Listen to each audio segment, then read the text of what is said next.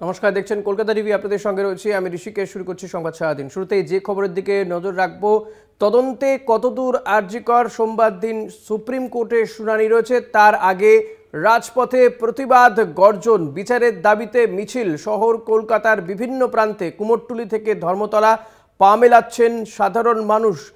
যে ছবি আপনারা দেখতে পাচ্ছেন আরজি কর হাসপাতালে, সেখানে মানববন্ধনের ছবি। জুনিয়র ডাক্তারদের ডাকে 5টা থেকে শুরু হয় মানববন্ধন কুমোরটুলিতে। সেখানে মৃৎশিল্পীরা তারা পথে নামেন আরজি করের বিচারের দাবিতে। হেদুয়াতে সেখানে রিক্সা চালকরা তারা পথে নামেন। এরই পাশাপাশি ধর্মতলার ছবি দেখতে পাচ্ছেন কাকদ্বীপে, সেখানেও কিন্তু আরজি করের ঘটনায় বিচারের দাবিতে পথে নেমেছেন সাধারণ মানুষ। বারুইপুরে সেখানেও মানববন্ধনের ছবি আপনাদের দেখাচ্ছি। আজ ফের রাত দখলের ডাক দেওয়া হয়েছে। কুমোরটুলি থেকে ধর্মতলা, কাকদ্বীপ থেকে বারুইপুর, বিভিন্ন জায়গাতে কিন্তু একই ছবি। কুমোরটুলিতে মৃৎশিল্পীদের এই যে প্রতিবাদ মিছিল, সেখানে পা মিলিয়েছিলেন শিল্পী সনাতন দিন্ডা, তাকেও দেখা যায়।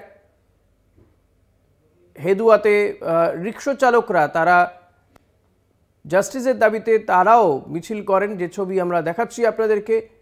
আরজি করে জুনিয়র চিকিৎসকদের ডাকে মানববন্ধন, তাদের গলায় ছিল জাতীয় সঙ্গীত। আর একদিন পরে 1 মাস, অর্থাৎ 9ই আগস্টে যে তরুণীকে ধর্ষণ করে খুনের ঘটনা, সেই ঘটনার প্রতিবাদ চলছে।